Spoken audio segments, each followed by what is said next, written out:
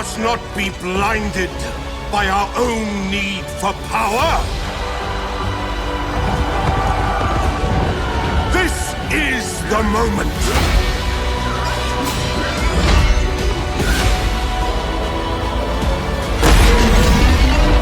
Your choices will decide the fate of this world. And all that inhabit it. Make the right one.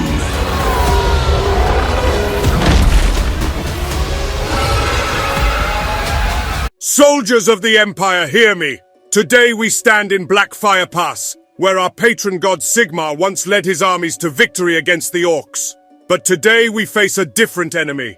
Creative Assembly has come, and they have already wrought destruction upon our allies, the men of Kislev and the armies of Grand Cathay. They even boast of having slain the notorious Kairos Fateweaver. But we are not alone in this fight. The Knights of the Lady stand with us, and we have the aid of our Wood Elf allies. Together, we will show Creative Assembly that the Empire does not fall so easily. We will remind them of the strength of Sigmar's chosen people as they seek to bring us to our knees. But we will not let them. We will not let them destroy our homes and families. We will not let them threaten us into submission. We stand here today, united as brothers and sisters in arms, to face this great evil. Remember the oath we swore to protect the Empire and all its people. Remember the honor and duty that we carry with us on this battlefield. We fight not just for ourselves, but for the future of our children and the survival of civilization itself. Today, we will show Creative Assembly that they have made a grave mistake by coming to our lands. They will tremble before our might, and they will know that the Empire is not to be trifled with. We have the advantage of numbers and the finest warriors in the old world. We will use our strength and our courage to push back the enemy and show them the might of the Empire.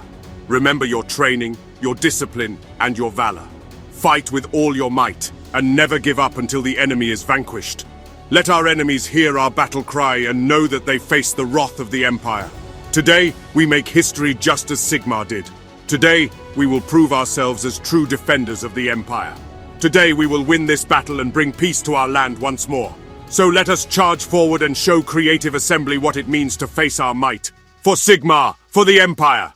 Welcome everyone, Kostin here with a discussion about Total War Warhammer 3 Shadows of Change, and also Queen and the Crone, because based on all publicly available information, what YouTubers have shown, those that do have the ability to show footage of the DLC so far, it does seem that there are not going to be any major racial changes as part of the DLC. We don't know a whole lot about Kislev so far, except the terrain changes that people have already highlighted, but it does seem like this DLC is not going to have those kind of racial changes.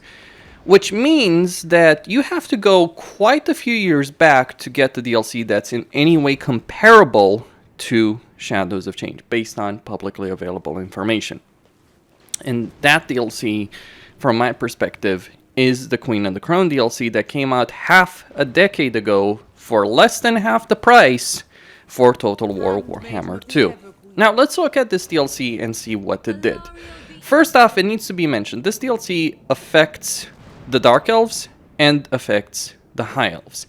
Now, the High Elves and Dark Elves in Warhammer 2, and even in Warhammer 3, do have some issues, but they were relatively complete races that did function quite well. Even to this day, if you're playing the High Elves or Dark Elves, you're actually using, for most of your campaign, the baseline unit roster, Lord roster, and even hero roster, with one major exception that does come with this DLC as a hero for the High Elves. But by and large, you can certainly play both the High Elves and the Dark Elves and do quite well, and this has been the case since the launch of Warhammer 2.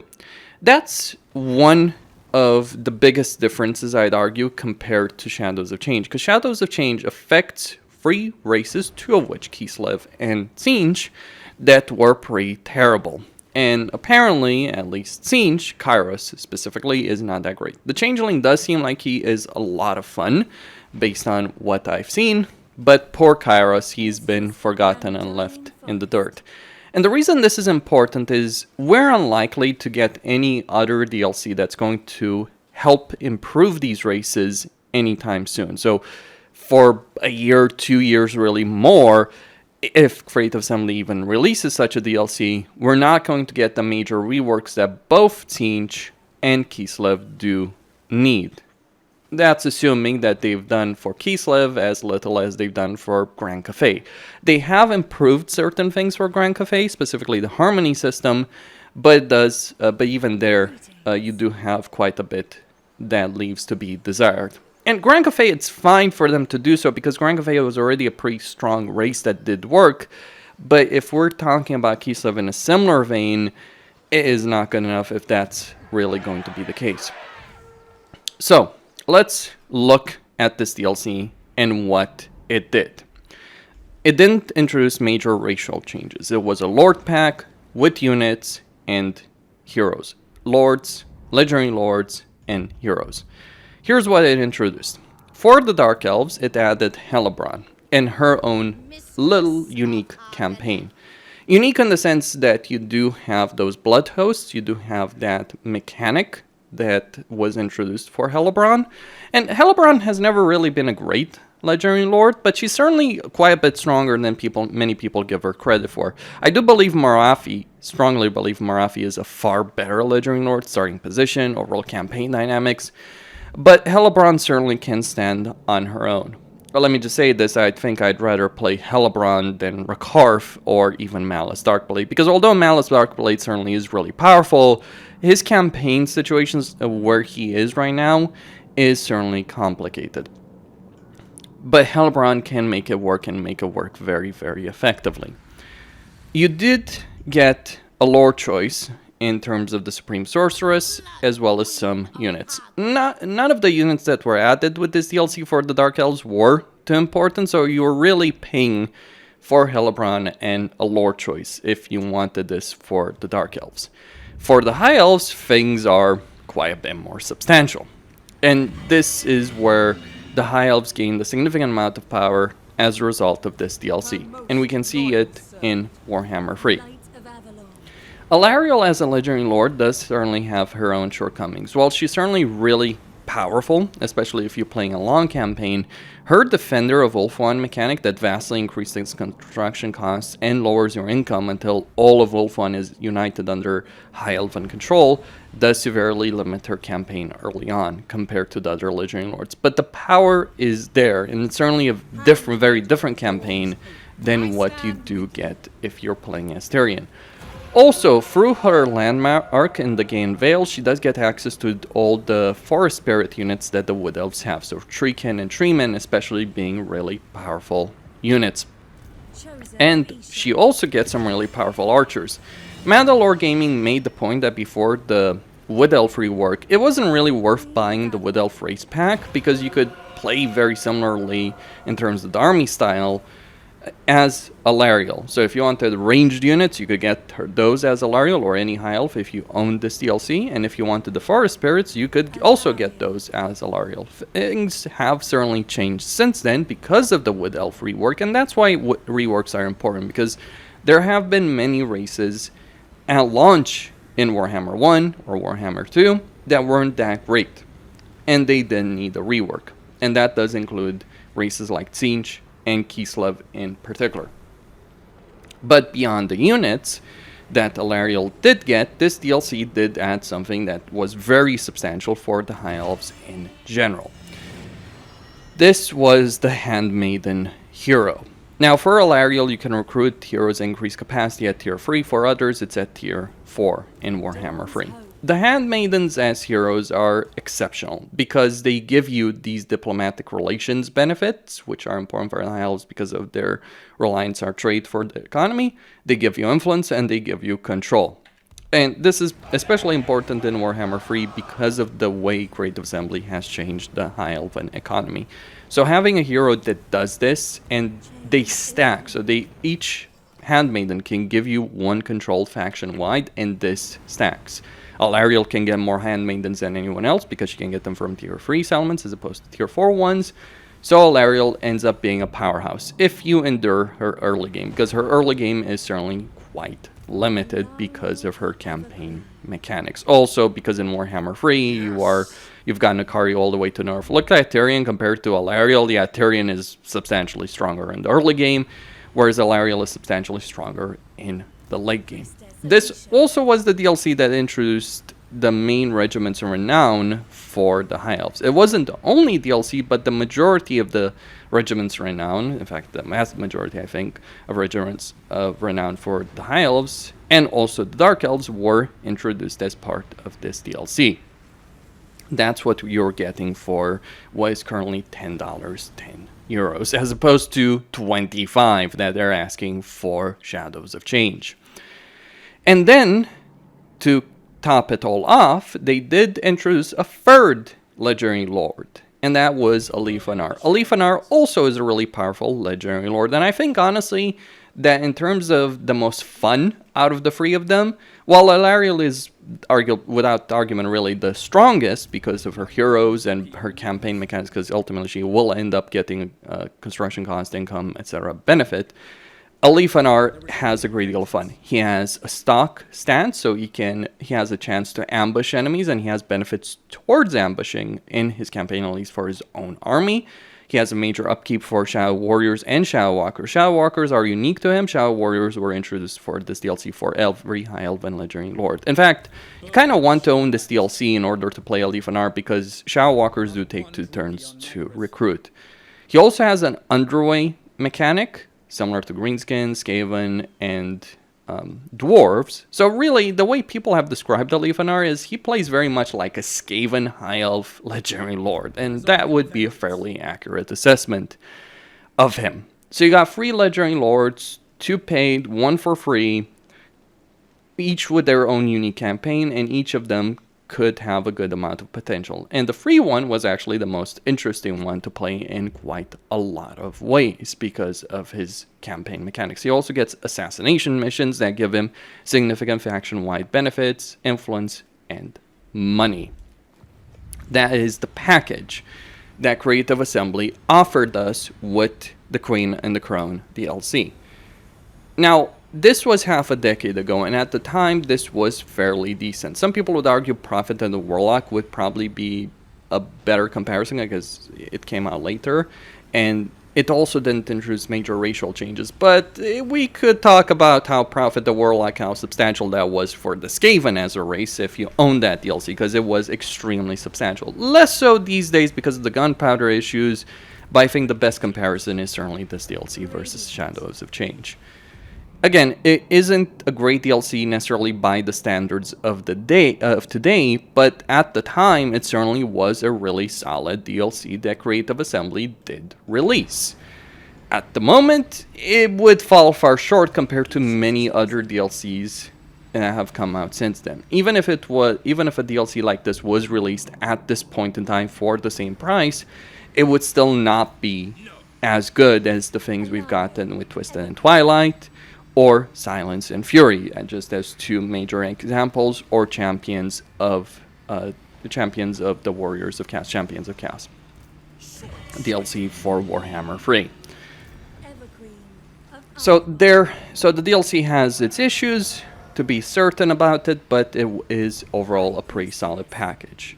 And here's the thing. It is far cheaper than buying Shadows of Change, and it is giving something on a similar quality level. And this is the biggest disappointment as far as I'm concerned, because you have to look back half a decade to get the DLC that's comparable to what they are releasing today. At least based on what we know of the DLC so far, given what Creative Assembly themselves have talked about, and given what all the YouTubers, all the content creators that can showcase footage, that can stream and do videos, have shown us so far of Shadows of Change. As one of my viewers put it, even if the price was lower, plenty of people would be outraged because of the insignificance of the changes. What they are releasing with Shadows of Change is a Lord Pack that does have 3 unique campaigns, seems like. The Changeling in particular does seem to be the highlight of the DLC, which is probably why they released the trailer for him first. But it doesn't contain the racial changes, doesn't contain substantial changes. And the thing about Warhammer 3 is that it does need substantial changes. It needs fixes, it needs bug fixes, it needs to be completed. And there's many problems that have been left unresolved for a very long time. One of the reasons people are so angry is because Creative Assembly in the trailer showcased croc cigars for the Lizardmen as Cafe. Guess who's in Cafe? Nakai. Guess who can't currently recruit croc cigars because of bugs? Nakai. And that there is the problem that people have. It's not just the price. It's not just the lack of changes. It's all those issues, the siege issue. Now, by the way, they were supposed to improve with this DLC, I might add. They specifically stated that, and they may or may not have. There's some videos on the subject from other content creators. There's some changes made with that, but rather small ones, based on everything that I'm seeing on the subject. So it's all these issues that we've had for over a year at this point, or close to a year at this point of the Mortal Empires. And really, since some of these issues, the siege issues specifically, since the launch of Warhammer 3. We can also talk about the situation in Realms of Chaos, and so on and so forth. Plenty of problems with Warhammer 3 that Creative Assembly seemingly is not fixing at the moment. And it also seems that they have a relatively small team of people working on DLC for Warhammer 3. And their resources are going into things like Hyenas or Total War Pharaoh and maybe whatever other mainline Total War game that they're developing. But mainly they're spending a lot of money on Hyenas, according to Creative Assembly, or rather Sega themselves. And that's what's pissing off so many people. And this is why Creative Assembly is in such a heap of trouble. It's not just the price, it's not just the statement, it's also the lack of effort compared to what they're asking us to pay. And that's what's got people up in arms over this particular DLC. Say what you will about the Forge of the Chaos Dwarfs. People will say, well, Forge of the Chaos Dwarfs got a lot of criticism. It did. But Forge of the Chaos Dwarfs did introduce a bunch of changes. Terrain changes, lore changes. The campaign map ended up being better, substantially better, especially in the Darklands, with the Forge of the Chaos Dwarf DLC, even if you didn't buy them. This may not be the case with Shadows of Change. We'll see the specific details about that later on, as I'll be able to talk about the DLC and the things they've done later on, as we're getting closer to release. But it does seem that they're not introducing those kind of substantial changes, and this is where the problems arise right now. You're also getting a situation where Creative Assembly, to understand how far Creative Assembly has gone, there's a lot of content creators for Total War that I've had issues over the years because they seem to ignore a lot of the problems that do exist or justify them, excuse them. And that is the case. There's reasons behind that. It's very easy to cast blame on those content creators. I need to explain it. You don't bite the hand that feeds you, basically. For content creators, and keep in mind the vast majority of content creators have smaller channels, even than mine. Like, for a Total War channel, I'm actually doing quite well. There's plenty of smaller content creators that don't want to piss off, don't want to rock the boat for Creative Assembly. Even if they personally disagree with it, they're not necessarily going to say it because they have different priorities. But it's gotten to the point where even a lot of those guys are openly calling out Creative Assembly for what they've done. There's a particular quote from the movie Too Big to Fail, Wall Street movie. But there's one quote that's really sticking out to me over the last couple of days.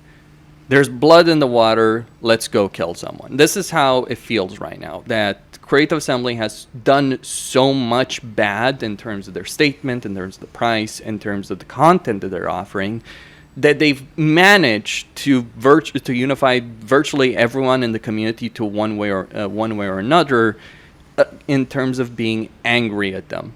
There are people who are still defending them, of course. There's always going to be people that do so.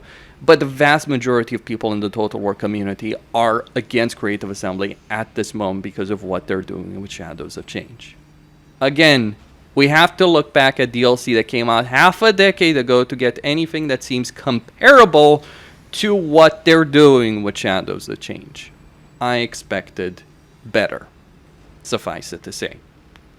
But now, to go even further and see how much Creative Assembly is lying to us about the price increase, because if you read that statement they released out there, you might get the impression, the mistaken impression, that the reason Creative Assembly is increasing the price is because production costs for Total War Warhammer 3 have increased. That is seemingly not the case.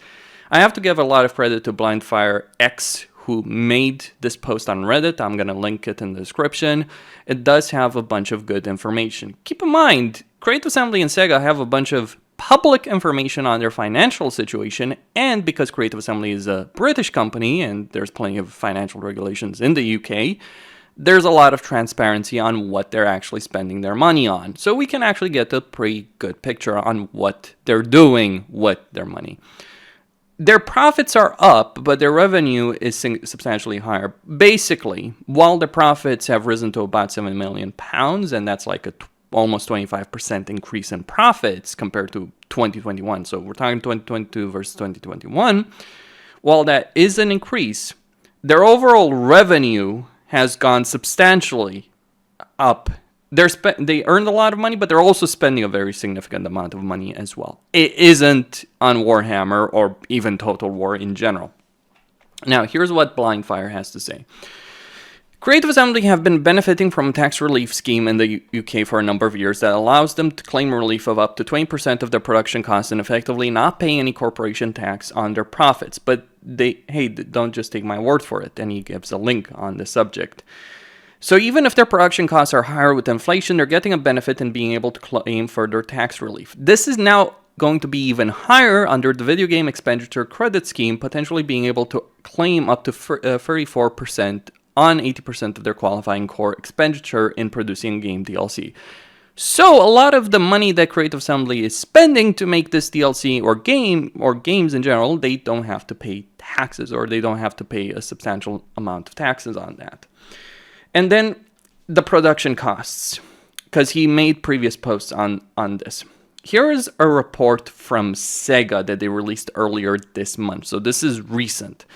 Looking ahead at the business environment, although we have to pay attention to increasing development costs due to the effects of rising prices and the greater mobility of developers, as well as longer development periods, these factors are not currently having a major impact on results. That's what Sega is saying. And in response to investor questions, they blame the development of Hyenas. It's not Total War that's increasing the cost for Creative Assembly, it's Hyenas, a game that barely gets any attention on the trailers it receives. And honestly, you can barely find any kind of information on it, and it's mainly people in the Total War community complaining about the situation. And this was before Shadows of Change came out. Like, I think Legend mentioned the situation with Hyenas and how Creative Assembly was spending a lot of money on it, and this was months ago. Like, this was, I think, before Forge the Cast Dwarfs. Here's what Sega has to say. Work in progress for content production expenses are increases, but can you tell us whether this trend will continue even though some major titles will be released in the future? And the answer he gave, in this fiscal year, these expenses are expected to temporarily decline due to the launch of Hyenas, a major title. On the other hand, the upward trend remains unchanged because development costs are rising overall, and we plan to continue investment into development while taking profitability into account. So basically what Sega is saying, they're spending a huge amount of money on Hyenas, and they expect to stop having to spend such a huge amount of money once it comes out. It does seem like a poor investment. Whether or not Hyenas ends up being successful is probably its own discussion, but they were spending a lot of money on that. And their overall profits are affected. You gotta keep in mind, Free Kingdoms was abandoned. Yes, it sold well initially, but the DLC didn't, so they abandoned the game because of that. Troy didn't sell much at all. Like, they made a decent amount of money, I imagine, from Epic Games, but they didn't sell a lot of copies. They're certainly not with the DLC or Mythos, or the Steam version in general. And what Blindfire says It may very well be that CA's production costs have gone up, but it's because they've invested in growing the business and have failed to realize their investment. As explained in the post yesterday, actual costs for making the DLC are unlikely to have increased much at all. Then he talks about energy prices, and while they are a heavy energy user, they would have probably been locked into a very cheap contract for the period when energy prices were really high in the UK. And even if that happened, they would have waited out until the costs had fallen to where they are now, and we would have been less than an 800,000 pound increase for that brief period. Even if they're only making $20 from each game sale, they'd only need to move 50,000 units to cover that cost, which they're easily doing according to Sega's own results, which don't include DLC sales. Now, Blindfire doesn't really care about the price increase. He mentions this, but he just basically is calling out CA for their rubbish, because it is rubbish.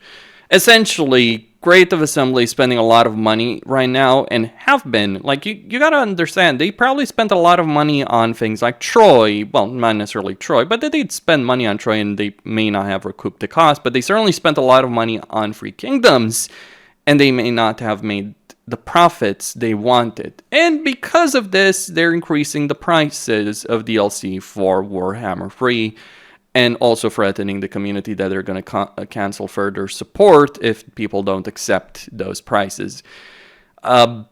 CA kind of just nuked themselves. I've deliberately told them, like, I gave Creative Assembly feedback on the subject, and I said, look, you've just pissed a lot of people off. And I also specifically stated that what they've done right now, which Shadows of Change, is one thing. But if they treat Thrones of Decay, specifically the Empire and Dwarves, but also Nurgle in a similar fashion to what they've seemingly done with Tzeentch, Cafe, Kislev, it's going to end up blowing up in their face in a way that they may not be prepared for. I do have to wonder whether or not Creative Assembly even knew what was going to happen. Were they that naive on the subject? Did they just not expect it? Did they think that they could get away with it? I don't know. And then, of course, there's also Pharaoh, the money they're spending on Pharaoh, which apparently Pharaoh, it's not doing so well. People are saying, oh, but it's not out here yet. How can you judge it? Well, there are statistics where you can judge it. Pre-order numbers according to Steam, interest in the videos, views on videos, that trailers and all that. You can tell when a game is going to flop even before launch. Sometimes that's wrong, but there's a significant lack of interest in Pharaoh. So right now, the only game that Creative Assembly does have that is doing well is Warhammer 3. And they're screwing themselves over with what they've done. Christine here signing out. Don't forget to subscribe, like, and enable notifications, and stay tuned for more.